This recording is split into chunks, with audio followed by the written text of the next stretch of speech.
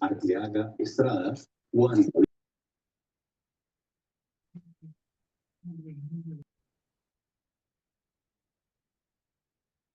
Guillermo, ¿iniciamos? Sí, perdón, ingeniero, es que hubo como un lapso ahí en la red. Sí, bienvenido, sí. Ok, gracias. Bueno, buenos días a todos. Ojalá hayan tenido un buen fin de semana, hayan descansado. Y vamos a tener esta semana y el próximo lunes y martes clases referente al tema operativo. Como una de las actividades que nos es encomendada en la ley es la conservación, es decir, el mantenimiento de todo lo que comúnmente se llama planta física de los edificios y conjuntos, incluyéndose también los equipos y todo lo demás. Vamos a empezar a definir una serie de parámetros para que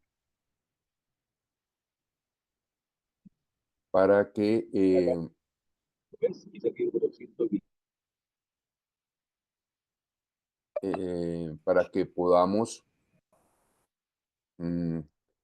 comprender cómo es el tema del mantenimiento o conservación de esta planta física. Deseo pedirles el favor que tengamos cuidado con los micrófonos porque realmente es bien complejo para uno esas continuas interrupciones, ¿sí? Entonces, yo sí les pido, por favor, la colaboración, por lo menos cuando estemos en nuestras charlas, ¿sí? Porque pues no es de verdad aburridor. Entonces, vamos a empezar a ver gestión del mantenimiento. La idea de esto es que comprendamos cómo vamos a desarrollar.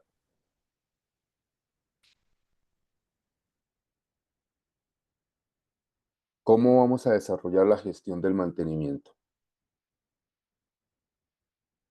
Vamos a mirar primero, porque muchos de ustedes son nuevos en el tema o si ya son personas que llevan administrando, hay una de las debilidades más grandes que tienen los administradores es la ausencia de conocimiento en interpretación de planos, la ausencia de conocimiento en las estructuras y la ausencia de una capacidad de visión en 3D.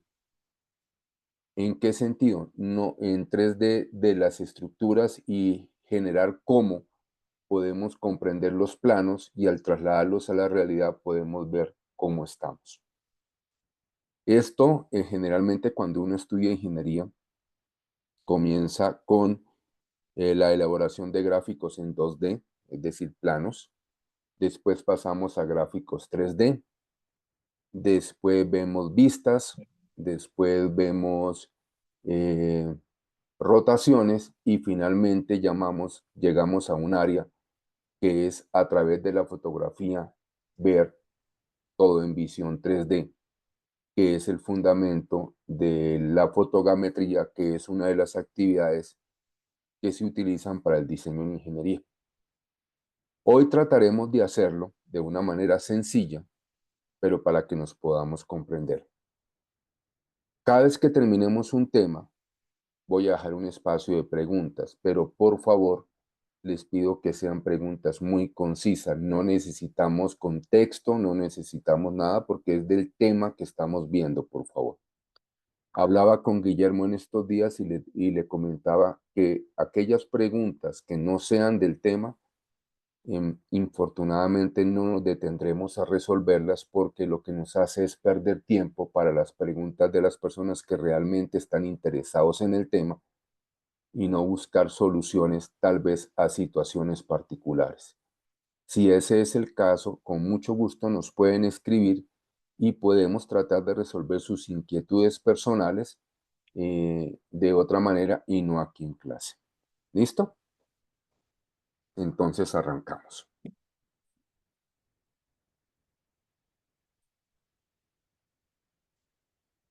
Lo primero que todo es que vamos a ver una frase, ya no es de Albertico, sino de un filósofo y matemático británico, Herbert Spencer, que nos dice: el gran objetivo del aprendizaje no es el conocimiento, sino la acción. Todo lo que aprendemos, lo que vemos desde pequeños, si no lo ponemos en práctica, va a ser muy complicado que nuestro cerebro lo asimile. Por eso lo que veamos, yo les sugiero que empecemos a utilizarlo para que nuestro cerebro lo asimile y de esa forma, ¿sí?, podamos lograr lo que estamos buscando. ¿Qué es lo que vamos a ver hoy?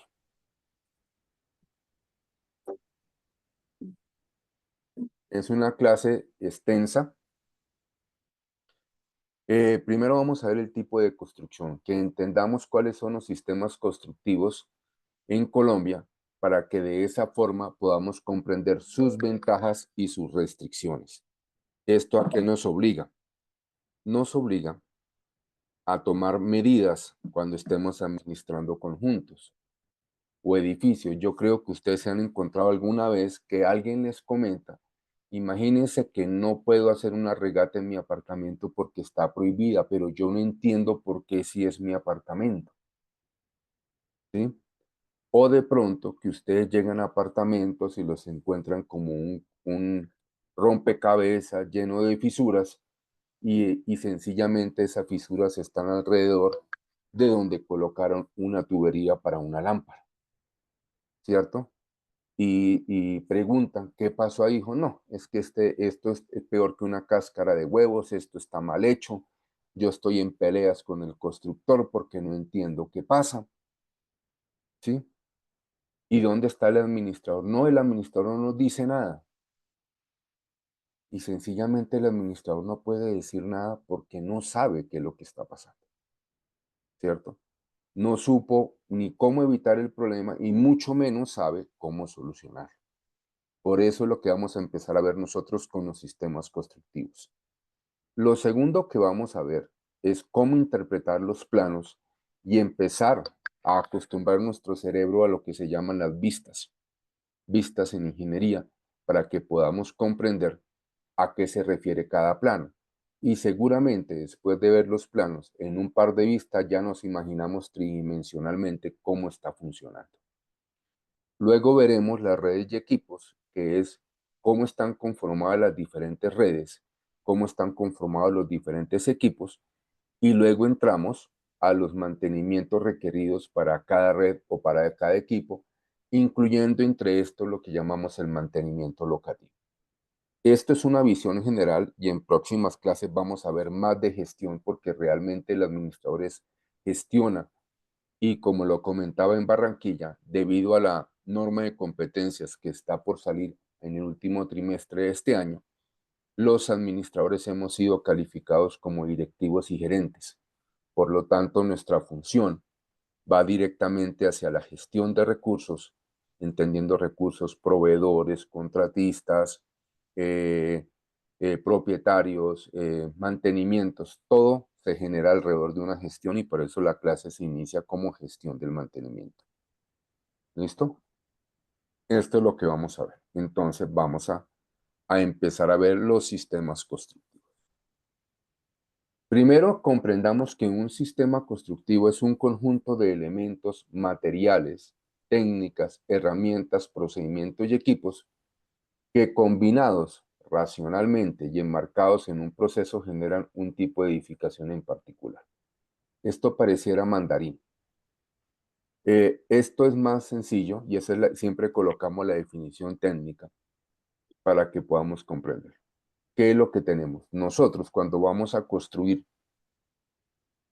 algún proyecto, así sea la casa del pesebre, ¿cierto? ¿Qué es lo que hacemos? Primero miramos cuál es la forma de la casa, ¿cierto?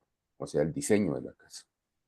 Luego seleccionamos los materiales, cartón, cartulina, lo que queramos. Luego, ¿qué técnica?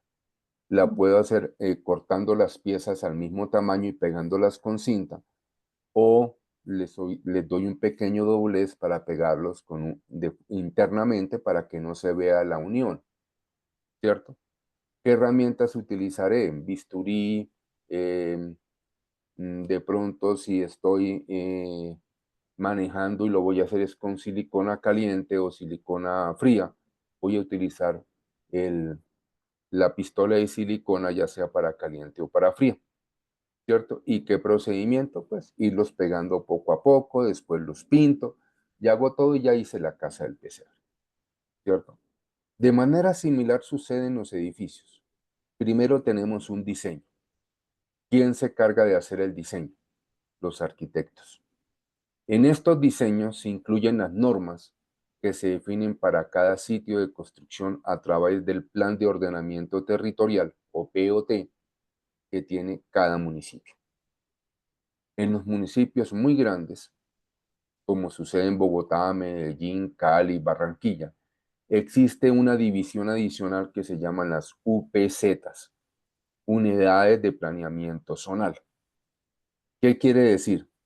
Que en un barrio de tu ciudad, de cualquier ciudad, cuando es de un tamaño significativo, vas a tener, en ese barrio puedes tener varias UPZs y por eso te encuentras con que una zona del barrio son casas de 2 y 3 pisos o edificios máximos de 5 pisos, y en otra zona, un par de cuadras más adelante del mismo barrio, puedes encontrar edificios de 10 pisos. ¿Por qué? Porque de acuerdo a los usos y necesidades del suelo, que estos cambian cada metro, entonces puedes tener edificaciones diferentes. Entonces, el arquitecto toma toda esa información y realiza su diseño. Después, este diseño pasa a un ingeniero estructural, quien se encarga de definir y diseñar los elementos que van a ser el soporte de ese edificio conjunto, que van a soportar el peso, que les van a dar seguridad a todos ustedes o a todos nosotros mejor cuando ingresamos a estas unidades privadas, sean del tipo que sea. Y él es el que se encarga de definir qué sistema constructivo se debe utilizar según el diseño. ¿Listo? Entonces, ya con este diseño, ya tenemos cómo se va a hacer. Utilizamos materiales como son cemento, arena, triturado, que es el concreto, el acero de refuerzo, y comienza a construirse la estructura. ¿Qué es lo que pasa? Hay diferentes sistemas constructivos que funcionan de la misma manera, pero tienen condiciones completamente diferentes, y que es necesario que nosotros, como administradores, que somos los que tienen la facultad de conservación, conozcamos para que sepamos qué se puede hacer y qué no se puede hacer dependiendo del sistema estructural, ¿sí? Y tengamos el fundamento para responderle al propietario. Vamos a ver el primer sistema de ellos, que es el sistema porticado. Es un sistema como el que ustedes ven, está conformado por columnas, vigas y placas de concreto. Son los que ustedes generalmente ven, que están las torres, llamémoslas así, de aceros de refuerzo, les colocan una cobertura en madera y funden el concreto allá adentro. Esas son las columnas. Luego colocan las sostenes de las placas y funden las placas y luego continúan con las siguientes columnas. Este sistema porticado es el mismo que llamamos tradicional. Es más lento de construir. ¿Por qué? Porque las columnas se pueden desencofrar, o sea, quitarle lo que les dio la forma a los 7 días, pero para que tengan resistencia completa necesitan 28 días. Por eso es que cuando se desencofran se colocan los puntales y los soportes de las placas para fundir la siguiente, pero no se le da carga a la estructura hasta que no cumpla los 28 días. Entonces, este sistema es mucho más lento de construir, pero tiene grandes ventajas. En el tema sísmico, si ustedes pueden ver, en el planito de la derecha están conformados de columnas y vigas, y donde se unen la columna y las vigas se llama nodo. Ese nodo es el que recibe la fuerza de la placa y la transmite a las columnas, ¿cierto? Esto garantiza un gran comportamiento estructural, ¿cierto? Porque es una estructura, a pesar de que es rígida, tiene cierto grado de flexibilidad que le permite comportarse muy bien en los temas estructurales, ¿cierto? Este sistema utiliza los siguientes materiales: concreto, acero corrugado y alambre negro. ¿El alambre negro para qué? Para unir las varillas de concreto. A veces se utiliza soldadura, ¿cierto? Pero la soldadura tiene que ser muy precisa porque el calentamiento y la temperatura que se requiere, digamos como que hace maleable el acero, y por eso tiene que quedar en el sitio preciso. Yo no puedo soldar, después decir que la soldadura quedó mal porque no era ahí, sino que era más abajo, porque ya generé un punto en el acero, ¿cierto? Entonces, debe ser muy precisa. Por eso en Colombia, porque pues no contamos con personal especializado en este tipo de temas de soldadura de estructuras, ya estamos empezando a verlas con las estructuras metálicas, que contamos con soldadores muy especializados, pero en el tema de soldadura de acero de refuerzo es un poco complejo. Seguimos utilizando, por el tema de practicidad de cambios en obra, el alambre negro para unir las dos varillas de alambre. En la figura de la izquierda ustedes pueden ver las varillas verticales, que son las que mencionábamos como castillo de acero. Lo que ven alrededor son lo que llamamos la formaleta o, eh, o encofrado, que también se llama. Es el que le da la forma al elemento de concreto. Puede ser cuadrado, puede ser rectangular, puede ser redondo, puede ser ovalado, según como sea el diseño arquitectónico. Así es la formaleta o encofrado, para garantizar que el elemento tenga la forma del diseño. La figura de la derecha ustedes pueden ver como punticos negros, las que son verticales, y ven el acero de refuerzo, el que se desplaza a lo largo de las varillas. La forma en que se une es como les comentaba con alambre negro.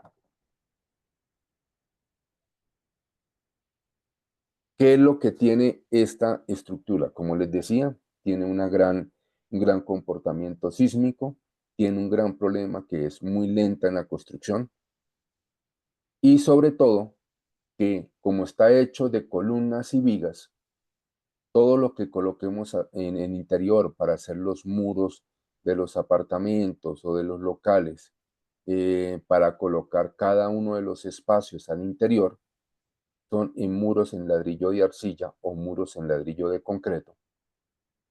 Pero como estos elementos no son estructurales, yo puedo cambiar la ubicación de esos muros.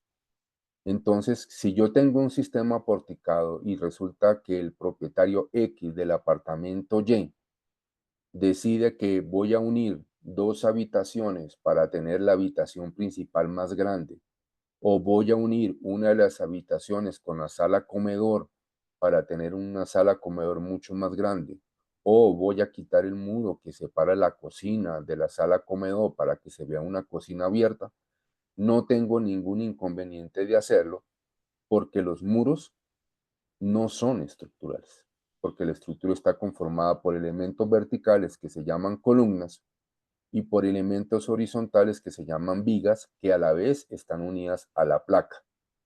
La placa de entrepiso, que funciona como cubierta al apartamento de abajo y como piso para mí, o placas de cubierta, que son las del último nivel, donde simplemente sirve de cubierta al último apartamento, y hacia arriba es una terraza accesible o no, como se haya definido en el diseño.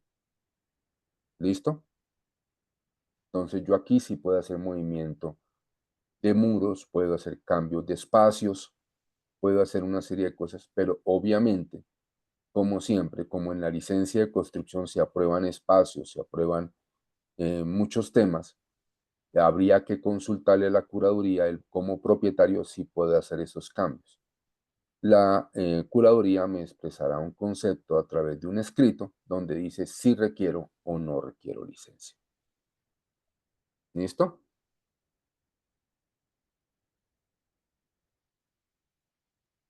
Profe, buenos días. Qué pena la pregunta. ¿Está grabando? Es que me aparece la opción de grabar y no me solicitó al acceso al acceder permiso para grabación.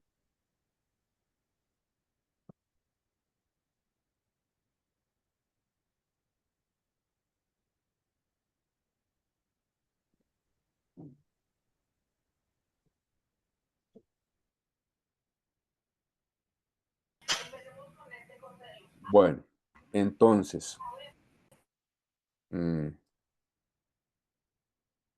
no podría yo decirle Jorge porque no manejo la plataforma, eso corresponde a Convivir. ¿Listo? Ingeniero, disculpe, la grabación no se puede estar, eso está limitado, por eso es que a ustedes se les envía a los alumnos la grabación como tal. Gracias, sigamos, por favor. Entonces, y una recomendacioncita más, qué pena, hoy amanecí medio cansón. Para poder hablar, les pido el favor de que levantemos las manos y se le dirá el momento, no levantar las manos y de una vez disparar la pregunta o las cosas porque es lo mismo que abrir el micrófono. Eso interrumpe el momento de la charla y se hace perder la idea para todos, por favor. Entonces, ahí tenemos una imagen del ejemplo de una estructura porticada. Así comienzan a verla ustedes cuando el edificio se viene levantando. Ahí identifican ustedes sin ningún problema los elementos verticales o columnas, los elementos horizontales o vigas, y si ustedes miran en el segundo y tercer piso, ven la sombra gris entre las vigas que corresponde a la placa. Esto es un sistema aporticado. Como les dije, ya dimos sus ventajas y sus desventajas, ¿correcto? Vamos a ver el segundo sistema, que es el sistema de mampostería estructural. Este sistema se utiliza para edificaciones hasta de 3 pisos sin ningún inconveniente o hasta 5 pisos con un reforzamiento estructural. ¿Qué es? Es donde la estructura está conformada por mampostería, es decir, piezas de arcilla o piezas de concreto, ladrillos de arcilla o ladrillos de concreto, que huecos que en su interior contienen varillas de acero y concreto, que es el reforzamiento. ¿Sí? Estas columnas y estas vigas, al ser mampostería estructural, cambia su nombre para diferenciarlas y se llaman dovelas. ¿Sí? Dovelas verticales o dovelas horizontales. ¿Sí?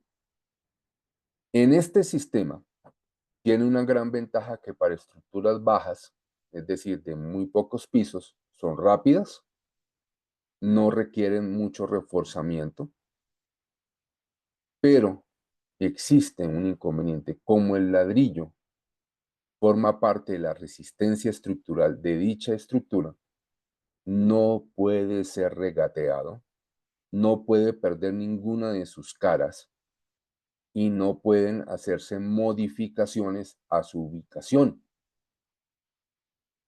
Si resulta que yo tengo una sala comedor, una cocina y hay un muro de ladrillo, yo no puedo demolerlo para tener una cocina que se vea desde la sala comedor, porque estaría afectando un elemento de resistencia estructural de la estructura del edificio. Entonces tenemos una ventaja que es rapidez en la construcción, pero la primera gran desventaja: no puede ser regateado, no puede ser demolido, no puede ser fracturado. ¿Sí? Esos son de los grandes limitantes.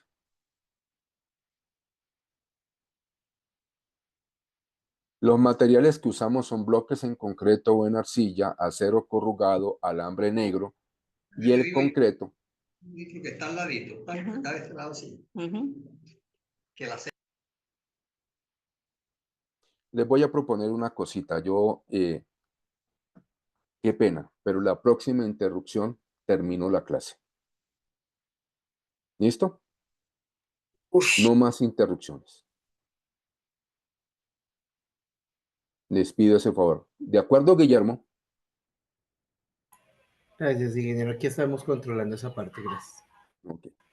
Próxima interrupción que se presente, terminamos la clase. Entonces, como les comentaba, el concreto que va entre el material de el bloque de concreto o de arcilla es un concreto que debe ser altamente fluido para que llegue hasta el fondo del muro. Imagínense ustedes que estoy levantando la primera hilada de ladrillo, luego le pongo la segunda, la tercera, coloco las varillas y voy en la hilera número 15 o 20, llegando yo a los 2,50 m de altura del muro. Si he hecho un concreto normal, ¿sí?, el cual ustedes ven que se prepara en todas partes o con una máquina, con un mixer, el concreto no va a llegar hasta la primera hilada de ladrillos, sino que es muy posible que se quede en la mitad del muro y la dovela quedaría sin el concreto necesario para poder resistir. Por eso es necesario que ese concreto sea altamente fluido para que pueda llegar hasta el último espacio de ese bloque de ladrillo y ahí se tenga todo el reforzamiento en concreto que se necesita. ¿Listo?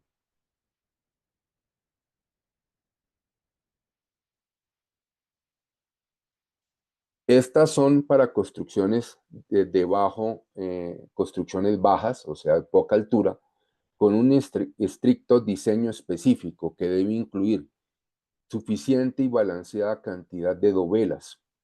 Estas están definidas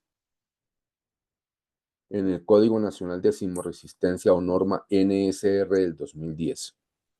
En esa norma se indica que todos los muros son ortogonales, es decir, 90 grados. No existen muros que tengan una inclinación diferente. ¿Por qué? Porque al ser ortogonales se garantiza la resistencia a la edificación. ¿Sí? Si se presenta alguna inclinación en el eje Y, es decir, en el plano horizontal, no el vertical, no debe superar los 20 grados. Si supera los 20 grados esa inclinación, se debe inmediatamente demoler lo que sea el muro y volverlo a construir. No se puede remover, como les comentaba, ninguno de los muros para unir espacios interiores. Tampoco deben ser regateados para colocar tuberías de instalación y mucho menos las placas pueden ser regateadas para hacer instalaciones eléctricas o de ductería bajo placa o sobre placa. ¿Listo? Esa es una de las grandes restricciones que tiene este sistema constructivo. Y ustedes lo pueden ver aquí. Aquí hay un edificio con bloques de concreto hecho con mampostería estructural. ¿Sí? Los muros que tenga al interior no pueden ser demolidos. Entonces, ya vimos en el aporticado que pueden ser demolidos para unir espacios, previo concepto de la curaduría sobre la exigencia o no de licencia. Y en este de mampostería estructural, no pueden ser demolidos bajo ninguna circunstancia. ¿Listo?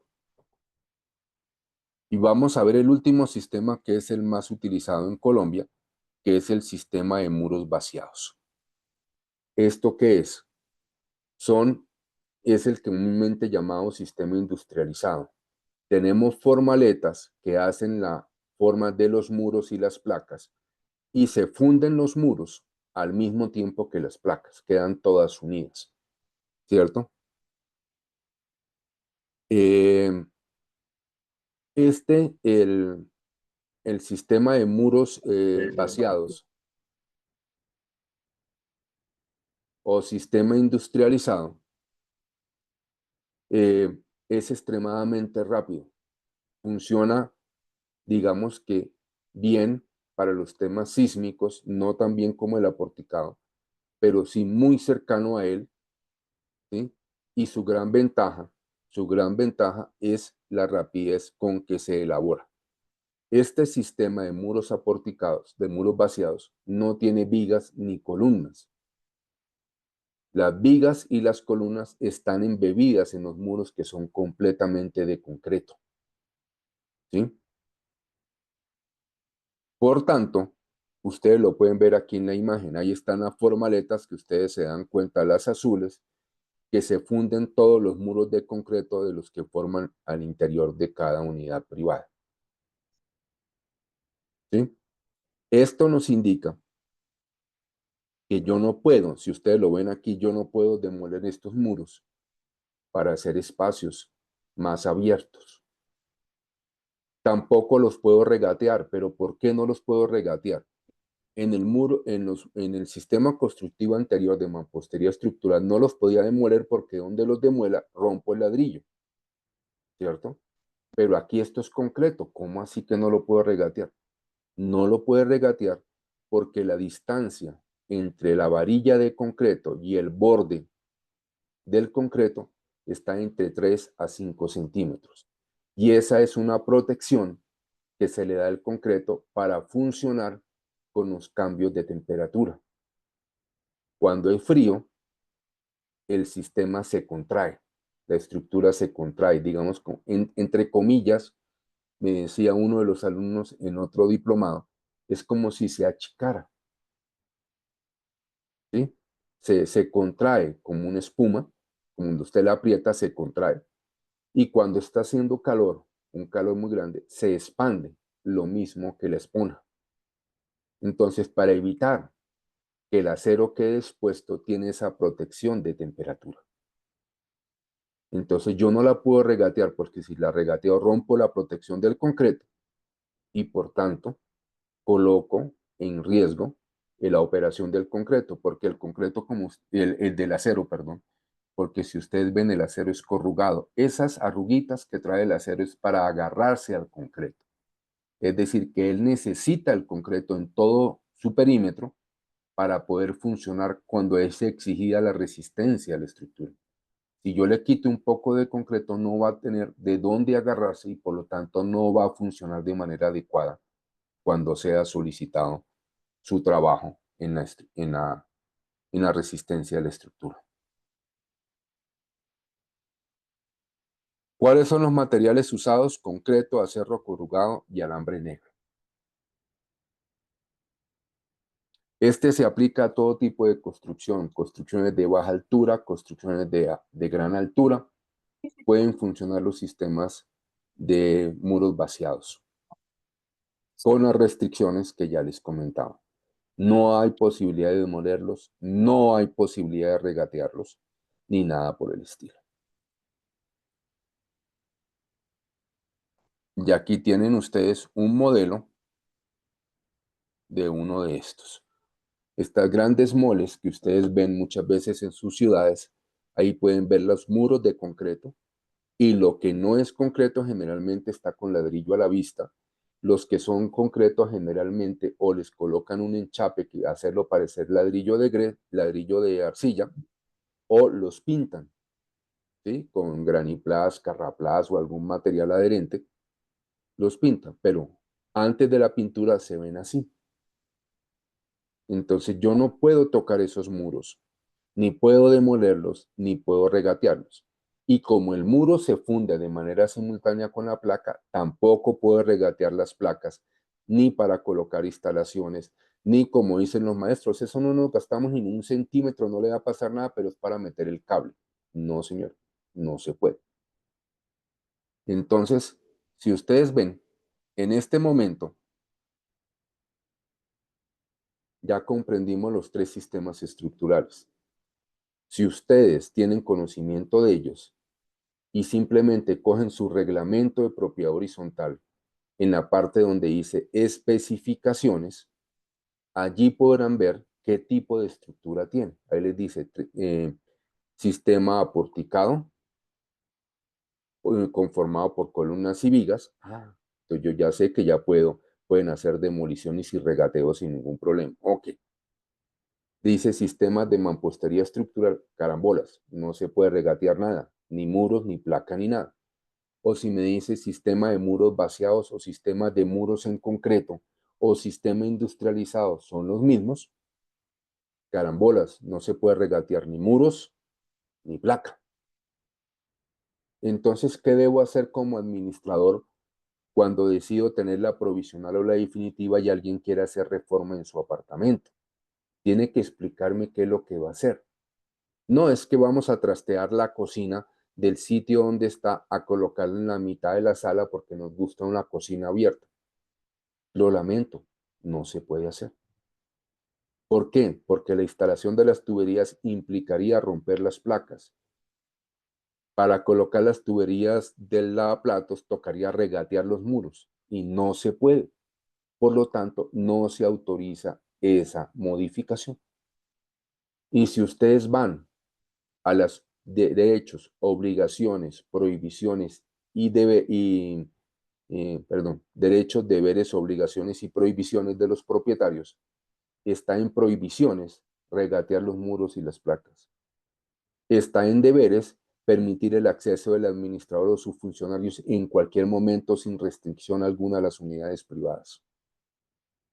Entonces, usted como administrador debe tomar las medidas del caso para garantizar que esas situaciones no se presenten. Mire, les voy a comentar un caso de la gente que hace unas locuras, pero increíbles. En un edificio en el que nosotros estábamos en provisional, torres de 14 pisos, 16 torres de 14 pisos, se entregan en obra gris y las personas comienzan pues a hacer sus adecuaciones, que es lo más normal, colocarles pintura, muebles, todas las cosas, ¿cierto?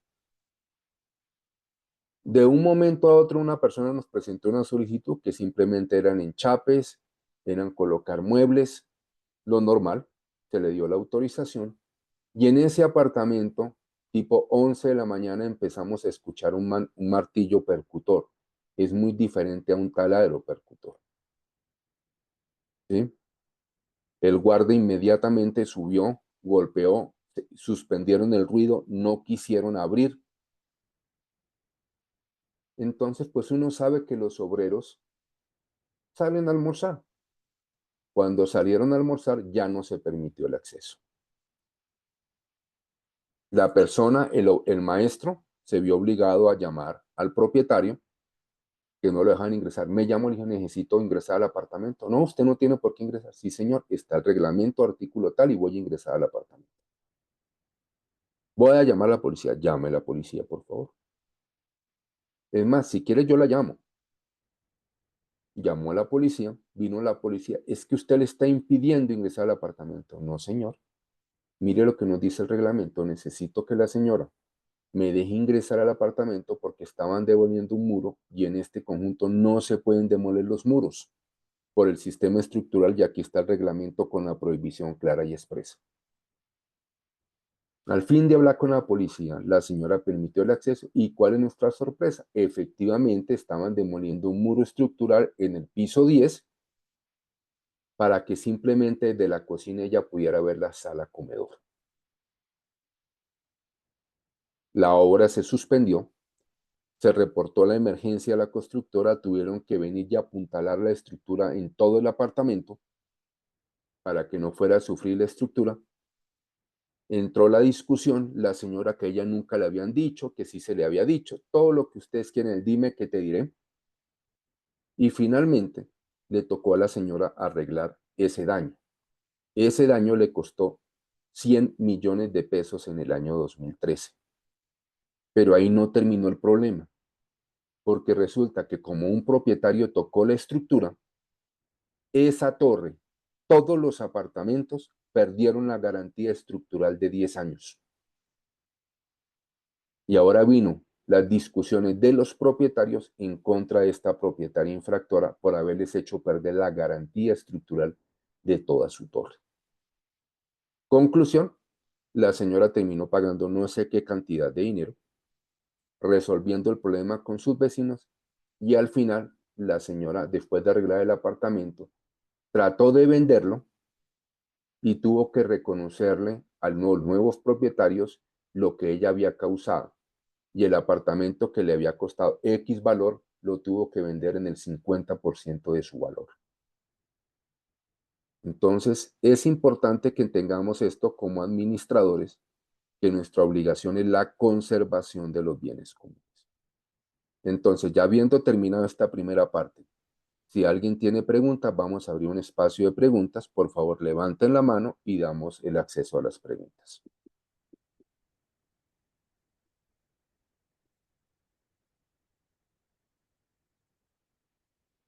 Liliana, la escuchamos.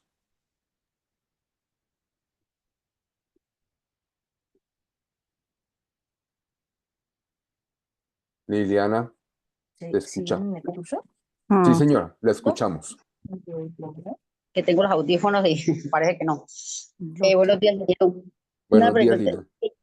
Liliana. Es que hay un propietario de una unidad, que él dice que quiere, pues, quitar todo el graniplas de las zonas comunes, que porque eso se da mucha pintura y todo eso. Y yo le dije lo mismo, que eso no se podía hacer y que pues le dije. Entonces me dijo que no, que como él era propietario y él era dueño de todas las zonas comunes también, que podía hacer eso. Del lado de él, ¿no? Quiere eso, quitar todo el graniplas de las zonas comunes. Y ahí, Su merced, eso no se puede hacer. Recuerde que las fachadas internas o externas son bienes comunes esenciales. Y solamente puede definir eso ¿quién? ¿Quién puede definir ¿la eso, asamblea? Liliana? La ¿La asamblea? asamblea. Sí, señor. Nadie más. El señor que si quiere quitar el graniplas adentro de su apartamento, tiene que mirar cómo lo va a hacer y si no se le va a afectar su garantía con la constructora. Pero por fuera él no puede tocar absolutamente nada. Si el señor es abusivo y pretende hacerlo, llame a la policía y hágale una restricción para que no haga eso. Es su obligación cuidar los bienes comunes.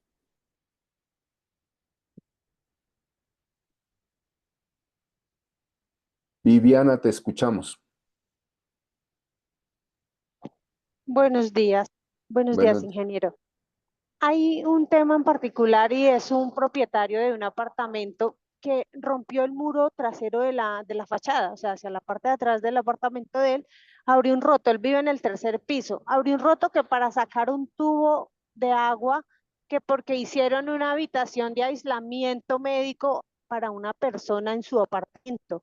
O sea, realmente yo no sé hasta dónde el señor tenía, o sea, yo entiendo que esto no tenía por qué haberlo hecho y él entiendo la que, condición médica de la persona, pero no le consultaron a nadie. que no le consultaron a nadie. No, Solicítele toda la información.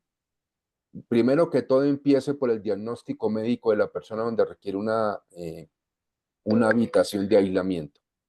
Segundo, ¿quién le diseñó la habitación de aislamiento? Tiene que haber un arquitecto que se la haya diseñado, ¿cierto? Él debió solicitar una asamblea y permiso para intervenir las fachadas.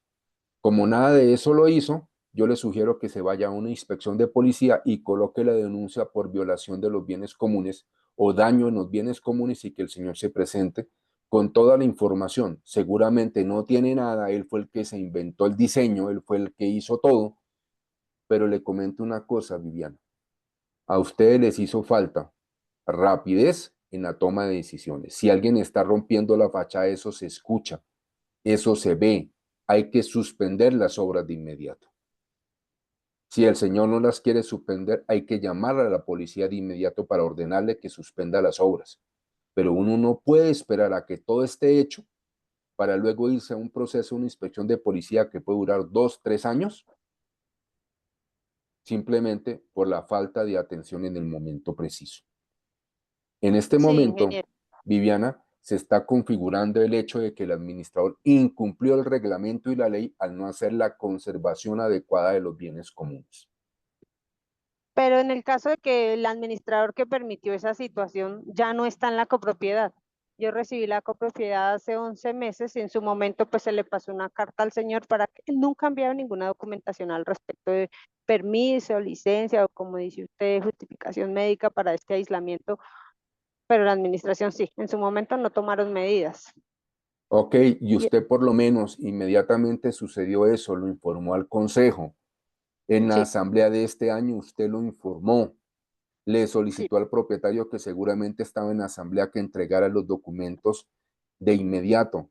Le pidió autorización a la asamblea y metió dentro del presupuesto el rubro de asesoría jurídica para que siguieran el proceso en contra del señor. Sí, ingeniero. Y el tema ahí es que el señor ni siquiera es propietario, es un apoderado. O sea, el que aparece es un apoderado porque las personas propietarias son adultos mayores. Bueno, pues entonces peor para él, ya es un problema. Coloque el proceso inmediatamente para que el abogado restituya y resuelvan todo el tema. No hubo votación de la asamblea buscando la utilización de la fachada, ¿cierto? Viviana, ¿la asamblea autorizó lo que se hizo en la fachada? No, ingeniero, nunca se hizo la autorización, nunca lo consultaron ni siquiera con la asamblea. Bueno, listo, perfecto. Contrate al abogado de inmediato y arranque el proceso. Ingeniero, muchas gracias. Bueno. William, lo escuchamos. Buenos días, ingeniero. Una pregunta, el conjunto donde yo vivo es de son casas de 3 pisos. Hace más o menos 15 años la asamblea se reunió y decidió que podían hacer balcones de acuerdo a una estandarización, unos estudios que se hicieron. Esa acta no la elevaron a escritura pública, todo el mundo realizó, o no todo el mundo, varias personas realizaron esos balcones, pero no tuvieron en cuenta el reglamento de propiedad horizontal, no lo elevaron a escritura pública y hoy en día, cuando hemos mirado el reglamento, esos balcones no se podían hacer. ¿Qué situación recomienda ahí? Ay, Dios mío. A ver, ¿qué le diría? Primero que todo, hagan una evaluación estructural sobre el modelo de balcones que colocaron y la forma en que fueron construidos esos balcones.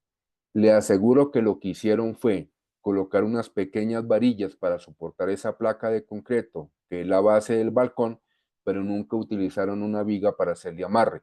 Eso significa que esos muros, los muros donde está agarrado esa placa y donde soporta el balcón, ya deben estar agrietados o fisurados, ¿cierto? Y en algunas partes, si son en bloque en arcilla, en algunas partes la pieza de arcilla seguramente ya no está unida a lo que es el ladrillo, por el exceso de fuerza y sobre todo de giro, o sea, de rotación, porque el balcón lo que genera es una rotación en el elemento estructural. Entonces, hagan un diagnóstico estructural de cómo está eso. Esa acta de asamblea tendrían que volverla a confirmar ahora y hablar con la curaduría a ver si se permitía la construcción de balcones, y si no se permitía la construcción de balcones, si la curaduría les dice que no, tienen que iniciar el proceso de demolición de los balcones. Y como fue una decisión de asamblea, muy posiblemente el costo de la demolición de esos balcones le va a tocar asumirlo a todos los propietarios. A eso se le generó una licencia de curaduría. Lo que nos preguntamos nosotros es cómo generaron la licencia sin tener en cuenta lo que venía escrito en el reglamento. Es que como el curador, pues precisamente, ¿por qué no va a la Secretaría de Planeación y pide la copia de la licencia y revisa qué fue lo que autorizó la licencia? Porque es que en el texto de la licencia, ahí dice qué fue lo que se autorizó, pero no se ven los antecedentes. Entonces yo le diría, vaya a la oficina de planeación, pida copia de todo el archivo de la licencia y usted podrá mirar qué fue lo que dice ahí. Es muy posible, como ha pasado en varios casos que conozco, que autorizan la construcción de balcones, ¿cierto? Pero esos balcones pasan a ser bienes comunes de uso exclusivo, no bienes privados, ¿sí? Entonces, ¿por qué? Porque las licencias tienen un índice de construcción y un índice de ocupación. Entonces, cuando usted aumenta los bienes privados, debe disminuir los bienes comunes, o viceversa.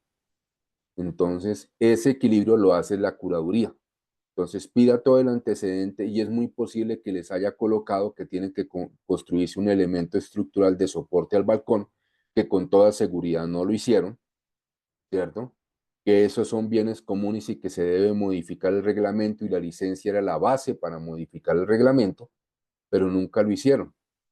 Entonces pida primero los informes de curaduría, la licencia, que alguien con experiencia se lo revise, le diga qué toca hacer.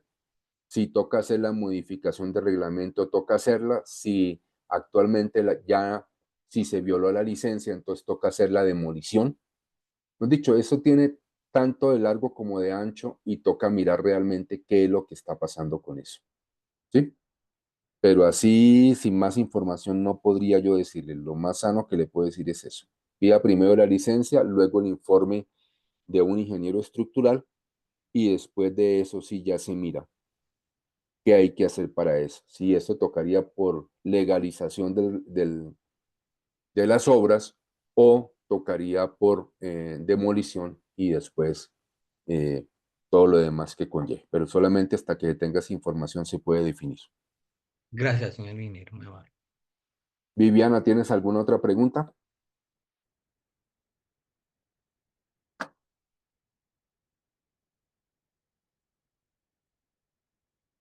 ¿No? Bueno, entonces, referente a lo que estábamos mirando, ¿nos quedó claro los sistemas estructurales y las restricciones de cada uno? Sí, señor.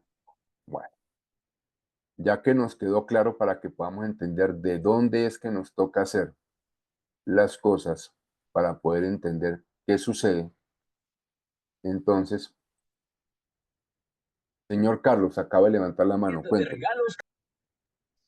Profe, muy buenos días para usted y para todo el grupo. Primero que todo, le comento lo siguiente. No sé si es aquí mi celular, pero no se está viendo la presentación del ingeniero. Bueno, y por otra parte, pues me surge una pregunta. Ya que no puedo quitar absolutamente ningún muro ni nada por el estilo. Puedo sobreponer tuberías y, por ejemplo, quitar baldosas y subir los pisos, pero de una forma llevándola tipo termoacústico, ingeniero. ¿Cómo así? ¿Colocar tuberías sobre los pisos? No, sí, puede ser dentro de los pisos y dentro de los muros verticales. No, no puede Sobreponer. perforar. Sobreponer sí podría, pero eso le va a reducir usted muchísimo el espacio. Sí, correcto, correcto. Por ejemplo, hasta para la apertura de las puertas, ¿sí? Ujú. Por ejemplo, no colocarlas de que abre a la derecha o abre a la izquierda, no, sino que sean tipo corredizas. Esa sería una forma, pues,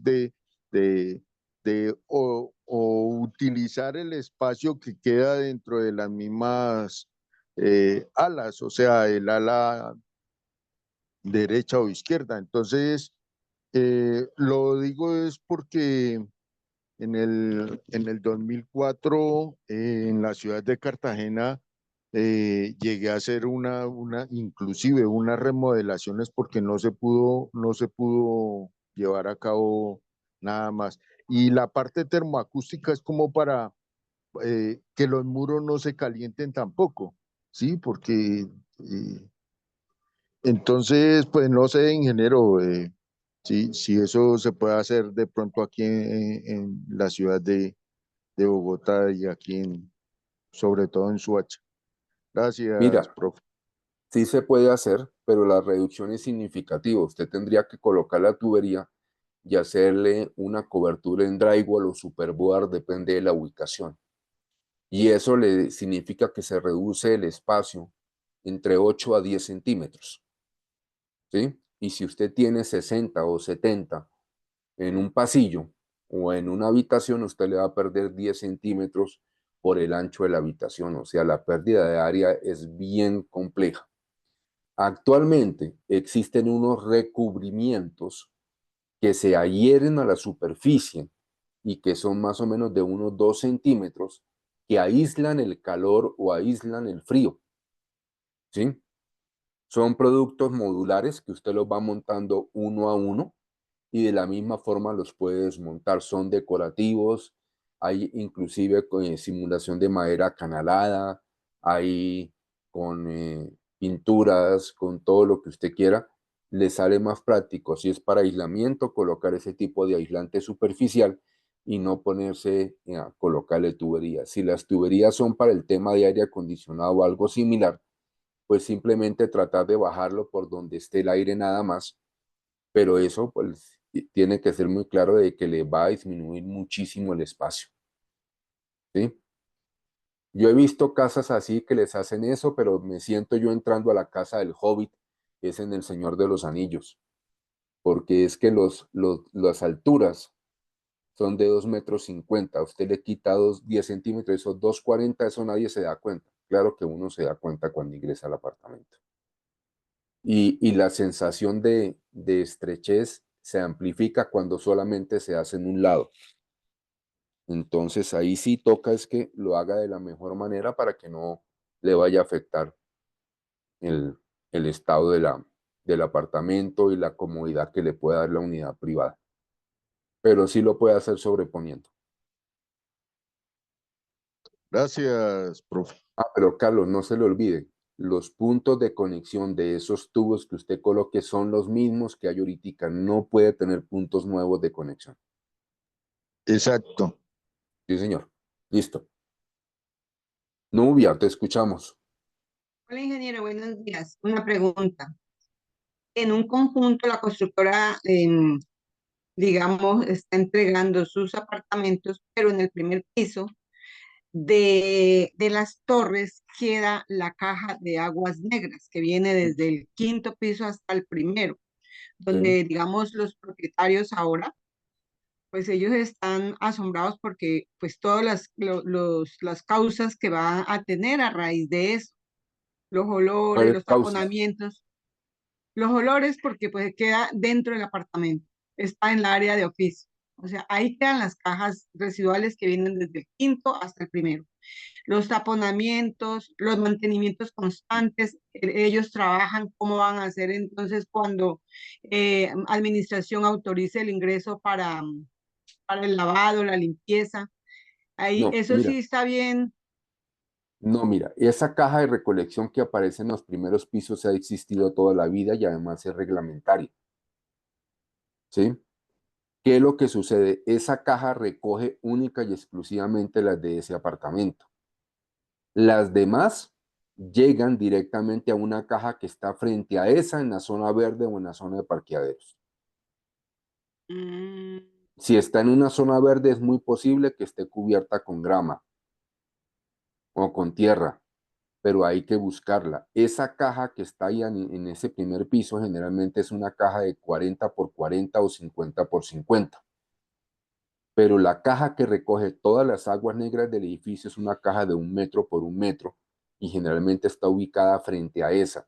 Donde tengan ubicada, y esta está en la zona de labores, es decir, la zona de ropas al lado de la cocina, porque esa recoge el aguas negras de la cocina, de la zona de ropas y de los baños que tenga ese apartamento.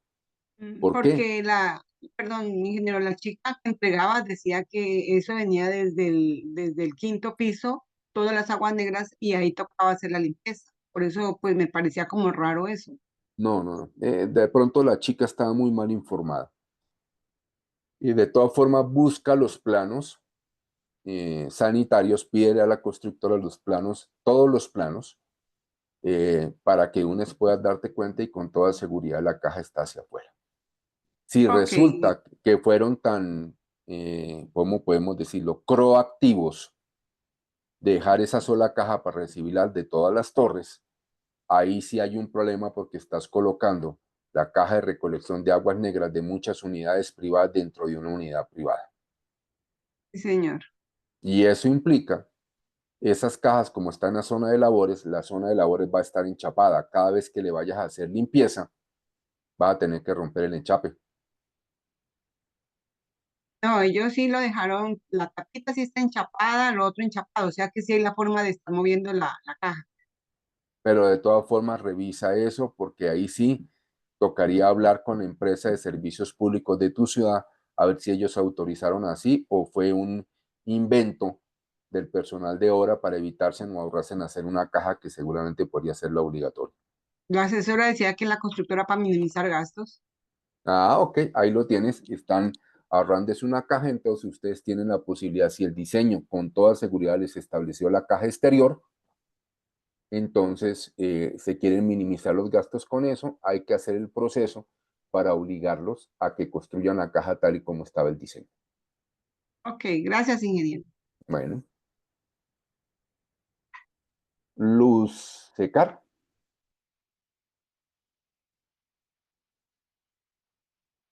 Luz, te escuchamos.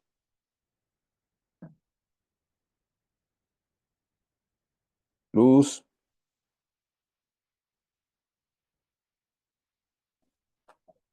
Luz Secar.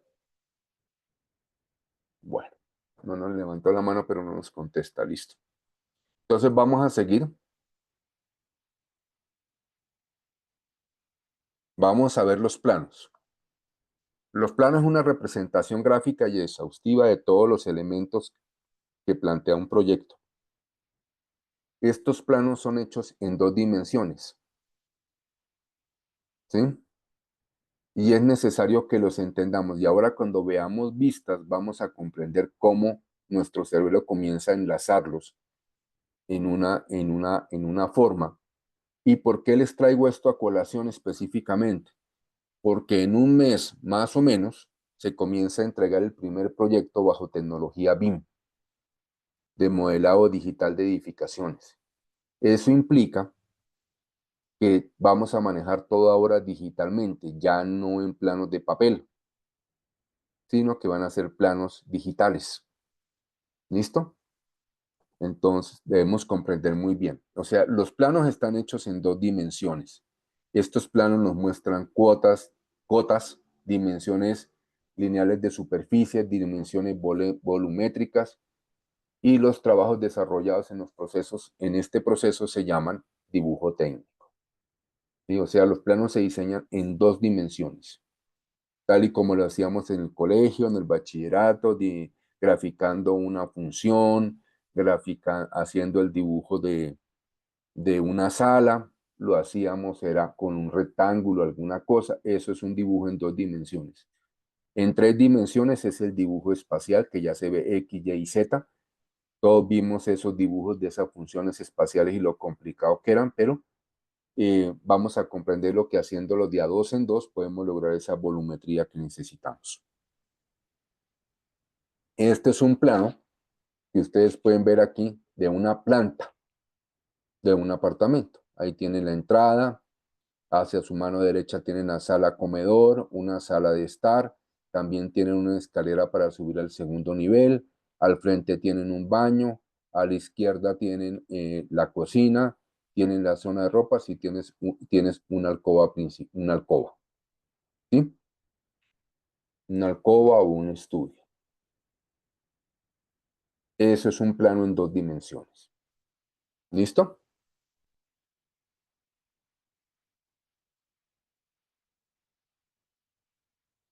Los tipos de planos que hay en un edificio, en un proyecto, para que ustedes los tengan. Estructurales incluyen cimentación, elementos estructurales, etc. Arquitectónico, la distribución en planta, en altura, detalles de fachadas y de todo lo demás. De cortes y secciones tenemos longitudinales y transversales, ya los vamos a ver. De detalles exteriores, estructural, instalaciones, acabados, muebles y accesorios. De instalaciones tenemos las instalaciones eléctricas, hidrosanitarias, de gas, de comunicaciones, etc. Y los planos de acabados exteriores e interiores son especialmente en aquellos donde tenemos fachadas flotantes, ¿sí? Como las de vidrio que vemos en esos edificios tan monumentales. Son fachadas flotantes y por lo tanto tienen un plano de diseño de acabados. Estos planos son fundamentales para que tú puedas hacer el mantenimiento. Digamos que, ¿qué es lo que estamos tratando de hacer con esta información? Que dejemos eso del famoso cuento de la exploración. Generalmente tenemos una gotera y nos dicen, vamos a hacer una exploración, y hacen un hueco debajo de donde está la gotera y resulta que ahí no es. Entonces seguimos explorando, abriendo huecos y abriendo huecos y abriendo huecos, y cuando nos demos cuenta, tenemos ese techo como si fuera un roquefort, un queso, lleno de huecos, y todavía no han encontrado la humedad. ¿Sí? Por eso hay que al tener los planos, yo puedo saber dónde están los sifones, y al saber dónde están los sifones, que es el único punto de entrada del agua, puedo ubicar dónde puede ser la filtración. Y si arranco desde el sifón en sentido contrario, pues voy a determinar dónde sin necesidad de hacer exploraciones y sin necesidad de volver todo una melodía, y que nunca lo arreglo porque no es fácil de arreglar, ¿cierto? Entonces, por eso es que usted encuentra edificios con las placas de los sótanos que parecen una cantidad de huecos, y resulta que es que estaban haciendo exploraciones para arreglar unas cosas, pero nunca los arreglaron. ¿Sí? Y no los arreglan porque tenemos que esperar que se seque, y al esperar que se seque pasan años y años y años y nunca se arregla. ¿Listo? Entonces vamos a mirar qué más nos tiene por decir aquí sobre el respecto. ¿Qué son las líneas en los planos? Las líneas en los planos que vimos nos representan, espérate un segundito, tienen una nomenclatura, una convención. Las líneas gruesas definen el cuerpo, ¿sí? Generalmente son los muros exteriores. Las medias definen los muros interiores, y las finas son las que se usan para indicar medidas. ¿Sí? Entonces ustedes van a ver en un plano una línea gruesas que son el perímetro o lo exterior de cada inmueble. Los muros por dentro son más finitas, y las extremadamente finas, que son como un hilito, son donde dice que ese muro mide tantos metros, que es lo que se llama cotas. ¿Sí?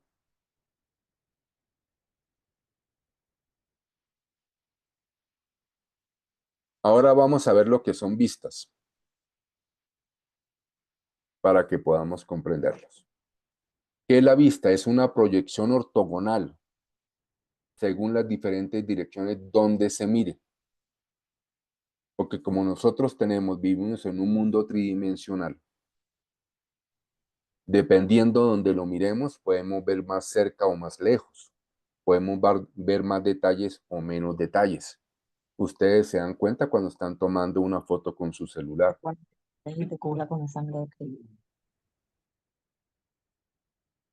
Ustedes se dan cuenta cuando están tomando una foto con su celular. ¿Qué es lo que tiene cada uno?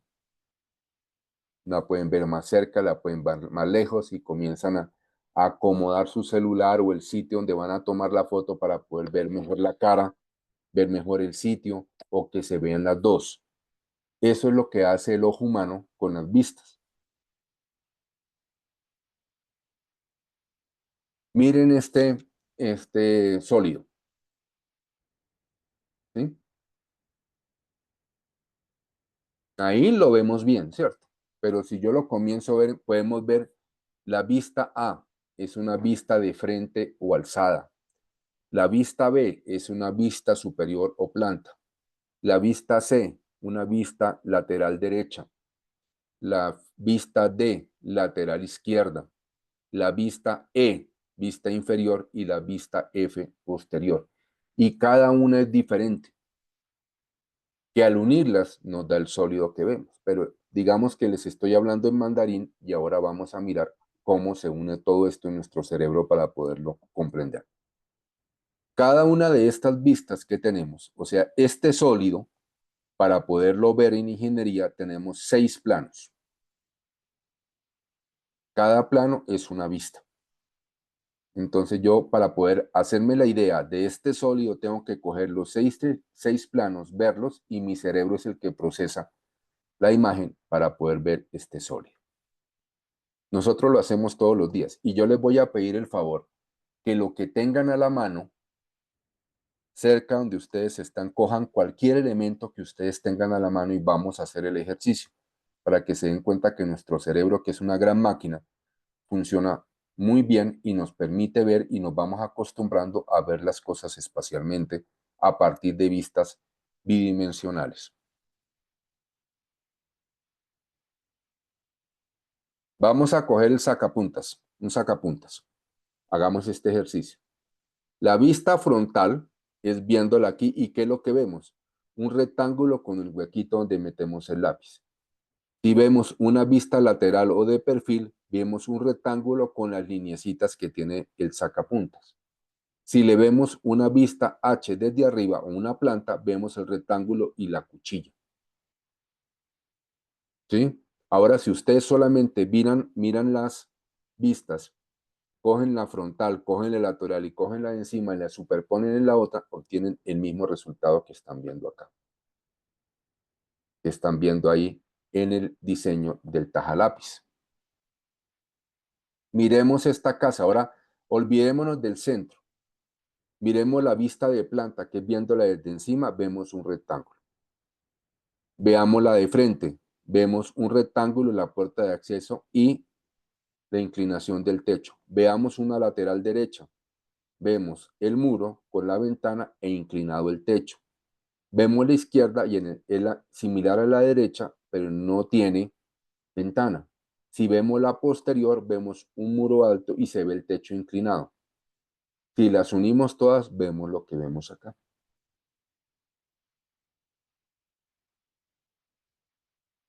Sí es comprensible. Ahora cojamos lo que tengamos nosotros. Mira, yo voy a hacerlo con el celular, ¿sí? Y voy a hacerlo aquí en pantalla. Tengo una vista frontal, que es la que yo veo. Tengo una vista posterior, que es esta. Tengo una vista lateral derecha, que es esta. Y tengo una vista lateral izquierda, que es esta. Entonces, voy a voltear mi celular para que lo vean. En la vista frontal, ¿cómo la pintaría yo? Un rectángulo con un centro negro, ¿cierto? Si yo lo activo, puedo pintarle inclusive ese centro negro lo que se tiene aquí, lo que cada uno tenga en su celular. Eso es su vista frontal. ¿Ok? Su vista posterior, ¿cuál es esta? Es un rectángulo con 3 circulitos acá, que son las cámaras. ¿Correcto? Vamos a ver la vista lateral derecha. La vista lateral derecha ve los botones que trae el celular para encendido, para subir el volumen y el lector de huellas para activarlo. Y en la vista lateral izquierda, ¿qué ves? Solamente el espesor, no tiene ningún botón, no tiene nada. Entonces, si te das cuenta, si tú comienzas y lo ves así, sin moverlo, ves la frontal, pero cuando lo comienzas a girar, te aparece la vista derecha y ya ves los botones. Si lo giras un poquito más, comienza a desaparecer la frontal y ya me empieza a aparecer la posterior. Entonces, simplemente escoger el elemento y rotarlo y yo tengo todas las vistas. Pero si yo hiciera una vista superior, o sea, desde acá, una planta, ¿qué vería? El rectángulo y un huequito que trae acá el celular, que puede ser uno de los micrófonos. Y si tengo una vista inferior, ¿qué voy a ver? El mecanismo de conexión, el otro micrófono y donde se conecta el audífono. Y aquí se conecta el cargador. Entonces, si usted simplemente coge cualquier elemento y lo está rotando, usted puede sacar las vistas de cada uno de esos elementos. De esa forma es como se trabaja en ingeniería. Ahora, si yo tengo las vistas, pero no conozco el elemento tridimensional, comienzo a unir las vistas una a la otra y tengo el elemento tridimensional. Ese es el proceso que tenemos que acostumbrar a nuestro cerebro, a ver las vistas y luego que nuestro cerebro las una y vea el elemento tridimensional. ¿Listo? Preguntas hasta aquí. ¿Hemos podido comprender esta parte? ¿Han hecho el ejercicio con algún elemento que tengan a la mano? Pueden ver cómo cambia, que si ustedes ven solamente las vistas y las unen, ven el elemento tridimensional. ¿Alguien lo hizo? Sí, profesor, sí, gracias. Sí, señor. Bueno, listo. Entonces vamos a ver ahora. Cortes y secciones. Los cortes es un artificio mediante el cual asumimos que el elemento lo partimos en alguna forma y podemos verlo hacia la derecha o la izquierda de ese corte que le hicimos. Eso nos facilita poder comprender el interior de las edificaciones. Con las vistas podemos ver cómo se ve el edificio desde afuera, ¿cierto? Con la frontal, la superior, las laterales y la posterior puedo ver el edificio. y lo puedo rotar así como hemos rotado el celular. Pero necesitamos qué tiene por dentro. Entonces ahí hacemos una suposición de que le pasamos una cuchilla, lo partimos por la mitad o por alguna parte que consideremos importante y simplemente vamos a mirar qué es lo que tiene ahí para poder comprender qué tiene al interior. Miren, tenemos este sólido nuevamente y vamos a hacerle un corte longitudinal, que es el que vemos en rosado. En el lado derecho que nos queda la partecita verde, que nos aparece aquí en gris, y en el lado izquierdo nos queda la que nos aparece aquí. Estamos asumiendo ese corte a partir de lo que tiene el elemento. Esos son secciones o cortes. ¿De acuerdo? Ahora vamos a verlo en las edificaciones. Mira, tenemos esta casa. Vamos a hacerle un corte longitudinal, es decir, a lo largo. Vamos a coger la casa por acá, quitamos el techo y nos queda la base. Al quedarnos la base, si ustedes se dan cuenta, tenemos el ingreso. Nos vamos hacia la derecha y vemos la ventana. Hacia el fondo vemos que tiene otra ventana y en el lateral tiene otra. Ahí vemos el corte longitudinal. Ahora representemos ese corte longitudinal en dos dimensiones. Es el que está abajo. Los muros perimetrales van gruesos. Tenemos el acceso y cada una de las ventanas. ¿Sí? Si ahora cogemos un corte transversal, es decir, lo partimos verticalmente, lo separamos y vemos que la parte posterior es el techo inclinado, el espacio, la ventana del fondo y parte de la ventana por donde pasó el corte. Si usted lo va a representar, simplemente ve en la línea gruesa es el borde, al fondo se ve la ventana y se ve aquí un espacio, un vacío.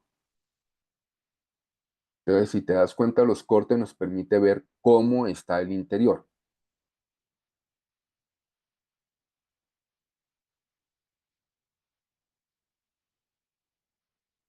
Ahora miremos otra cosa. Este es un plano en planta, o sea, visto desde arriba de un apartamento, ¿cierto? Y aquí tenemos un corte que le vamos a hacer, pero miren esa flechita, ¿sí las ven? Esa flechita nos dicen que tenemos que coger en la sección de la derecha a ver cómo se ve, ¿de acuerdo? Y la que está aquí abajo, que tiene los dos circulitos, nos indica que debemos coger en la parte de arriba para ver cómo se ve. Vamos a ver. Mira cómo se ve el corte, los que están en circulitos. Un muro, vamos a empezar a recorrerlo desde la derecha. Unas personas cojan este corte y vamos a ir mirando el plano. Tenemos un muro a la derecha. Si recorremos, vemos la ventana del fondo. Luego vemos el muro del cuarto, ¿cierto? Pasamos y vemos la puerta de ingreso al baño. Pasamos y vemos la puerta de ingreso a la cocina y zona de ropas. Luego llegamos a otro muro. Al fondo no hay ninguna ventana. Y llegamos al otro lado. Ahí está el corte longitudinal cogiendo la parte superior de la casa. Y le colocamos las mismas medidas que tiene acá. El plano tiene las mismas medidas aquí y aquí nos muestra la altura. Si ustedes cogen estas dos vistas, ya se pueden ustedes imaginar cómo es este espacio y ustedes comienzan a hacer el recorrido, ven el techo inclinado y ven todo. El cerebro comienza a asimilar las dos cosas. ¿Por qué me voy a detener tanto en esto? Cuando ustedes vean BIM, que lo vamos a ver en la clase de tecnología, se darán cuenta cómo funciona el BIM. Y es a partir de las vistas. ¿Ok? ¿Preguntas hasta aquí? De vista, de planos y esto. ¿Preguntas? Carlos, lo escucho. Profe, no sé si su merced también nos va a presentar de pronto la copiadora o qué sé yo, la que lleva a cabo en físico lo del programa BIM. Entonces sería como, mejor dicho, fuera de serie, no sé. Tan querido, Entonces, tan sí, querido, claro, Carlos. No, seguro, no, señor, profe. no. Le Eh, agradezco eh, mucho. el BIM es un software que se basa en 3 software, ¿cierto? Y lo que nos entregan a nosotros es algo que se llama gemelo digital, que es decir, el resumen de esos 3 software. Pero crearlo hay que hacer el cursito de BIM. Y para hacer un curso de BIM necesitamos las licencias de BIM. Entonces, por eso, BIM es un programa que se basa, una representación gráfica que se basa en 3 programas que ha creado Autodesk, el mismo que hizo AutoCAD. Son el Revit, el Navigator y el Revit, Navigator, y me falta uno, el SketchUp. Entonces, usted une esas 3 cosas. El Revit es para ver los elementos estructurales espaciales. El Navigator es el que le permite a usted rotar como lo hicimos con la mano el celular. Y el SketchUp es el que permite colocar el resto de detalles como texturas, muebles y demás dentro del edificio. Todo eso se une en ese ambiente BIM y es lo que te entregan a ti. Entonces, que podamos indicarles cómo se hace eso, nos tocaría, y tocaría ya es hablar con la escuela a ver si hace un convenio con Autodesk o con alguno para que les dicte a todos el curso de BIM. Pero no cualquiera puede dictar ese curso, tiene que alguien que cuente con todos estos software. Entonces, es un poco difícil, Carlos. Bueno, gracias, profe, muy amable. Lucecar. Buen día. Disculpen que es que ahorita no levanté la mano, pero no tenía audio, no sé qué pasó. Mi pregunta es, en un conjunto donde los parqueaderos están al frente del acceso de las casas y son Sí. esos parqueaderos que tienen la huella para, digamos, ingresar el carro y en la mitad hay una zonita verde, chiquitica, ese Sí. espacio. Resulta que en la huella donde para ingresar los carros colocaron unas cajas grandes, no en todas las casas, sino como por sección, colocaron las cajas grandes de Codensa. ¿Y ahí qué? Y la gente, claro, cuando no les gusta, estéticamente horrible. Y fuera de eso dice, o sea, mi parqueadero en una emergencia, apertura de cajas como ha pasado, porque están en como la entrega de las zonas y colocar la luz definitiva, los contadores definitivos, pues las personas que están afectadas se están quejando por eso. Dicen, ¿cómo me fueron a poner la caja en mis parqueaderos? ¿Hay que? Bueno, ¿A quién se queja? ¿Qué se hace? bueno. Gracias. Te digo, Luz, depende. Que es la frase predilecta de los abogados, depende. 1. La expresión mis parqueaderos depende. ¿Los parqueaderos son unidades privadas o son bienes comunes de uso exclusivo? No, están dentro de el área construida en la escritura pública, dice ahí bien clarito, así como detalla en la casa, dice 2 zonas de parqueaderos. Pero sí, están detalladas en escritura, están detalladas en el reglamento. Pero no son zonas comunes de uso exclusivo, no están declaradas como tal. Cada casa tiene dentro de su zona construida y su descripción, tiene que esos parqueaderos son de su propiedad, sino que no están por escritura pública. Entonces, ahí voy. Si no están por escritura pública diferente, son bienes comunes de uso exclusivo, Luz. Los bienes privados siempre están asociados a una matrícula inmobiliaria y por ende a una escritura. Entonces, si yo tengo la casa en una escritura tengo cada uno de los parqueaderos en una escritura y tengo los depósitos en una escritura, puedo hablar de mis garajes. Pero si tengo solamente una escritura de la casa y en la descripción dice que tendrá 2 parqueaderos ahí, significa que son bienes comunes de uso exclusivo. Porque si los parqueaderos fueran privados, tendrían su propia escritura.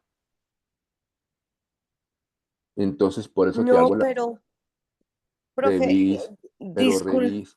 Sí, Mira, sí, pero discúlpame esto que te voy a decir. Resulta que las casas tienen al frente los parqueaderos y están definidos, digamos, dentro de la descripción del inmueble y están dentro de las áreas de linderos y todo eso. La gente tiene la razón y lo demuestra. Dice, y tanta área y colinda con tal. Resulta que atrás también tiene como un jardín, llamémoslo así, pequeñito.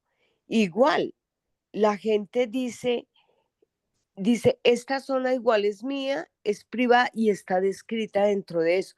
Entonces yo creo que, pues sí, yo les diría, la razón es que tú no tienes escritura pública de eso.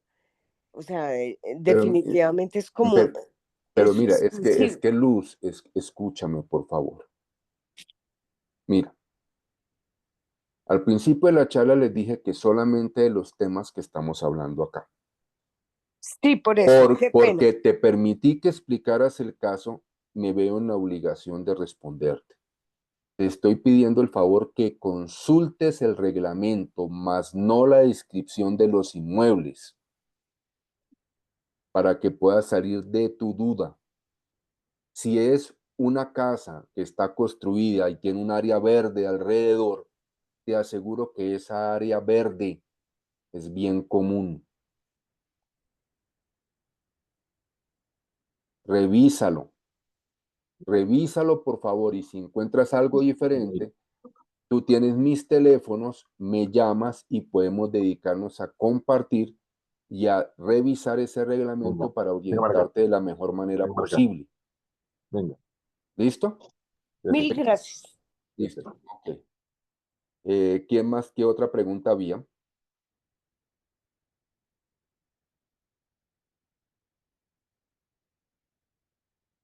Bueno. ¿Alguna otra pregunta sobre lo que vimos de planos y esto? Consuelo. Ingeniero, muy buenos días. Una sugerencia, ¿será que los planos se pueden agrandar un poquito más para observarlos? No, eso es lo que nos da la presentación y nos da el Zoom. Listo, gracias, señor. De todas formas, como esto les va a llegar a ustedes, entonces ahí los podrán agrandar cada uno como quiera al momento de consultar la presentación para poderlo ver. Listo, gracias. Bueno, voy a pedirles el favor, vamos a dejar la clase aquí al día de hoy porque ahora nos viene un tema que se los voy a esbozar, redes y equipos para que vayamos conociendo el edificio o conjunto.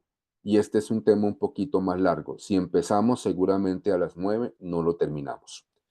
Y como la clase de hoy y mañana habla sobre esto mismo, lo podemos continuar mañana. Además, tenemos que hacer una labor especial, entonces voy a pedirles el favor que me colaboren para terminar la clase ahora a las 8:30 y mañana retomamos el tema de redes y vamos a ver. La clase de hoy, de mañana, se va a referir a esto de mantenimiento, que entendamos bien qué es el mantenimiento. Resumiendo lo que hemos visto ya. El tipo de estructuras me garantiza a mí poder hacer el control para evitar el daño en los bienes comunes. El conocimiento de planos y vistas que hemos visto me va a permitir conocer e interpretar los planos de manera adecuada para poder ubicar los daños y poder hacer las correcciones sin afectar los servicios de los propietarios. ¿Cierto? Vamos a ver redes para poder comprender lo de las redes y ahí sí ya empezamos a lo que es los mantenimientos de cada una de las partes de los edificios, los mantenimientos de equipos especiales vamos a ver normas técnicas que debemos seguir, que se siguen no solamente en la construcción, sino también en el mantenimiento, para evitar cualquier tipo de situaciones que nos hagan o perder las garantías o generar mayores gastos en el arreglo del arreglo que se hizo. ¿Listo? Entonces, si nos permiten, mañana continuamos la clase a las 7:30 de la mañana, por favor. Gracias, profe. Dios lo bendiga. Amén, Bueno, a gracias. todos los alumnos, muchas gracias. Ingeniero, gracias por habernos acompañado. Mañana los esperamos en clase muy a las 7 de la mañana. Quienes estaban invitados por parte del grupo que asistió al evento de Barranquilla, si están interesados en seguir en el módulo, por favor nos lo hacen saber por interno. Alumnos, muchas gracias. Cualquier información o demás por medio del grupo o a nivel interno. Muchas gracias por haber asistido. Que tengan excelente día.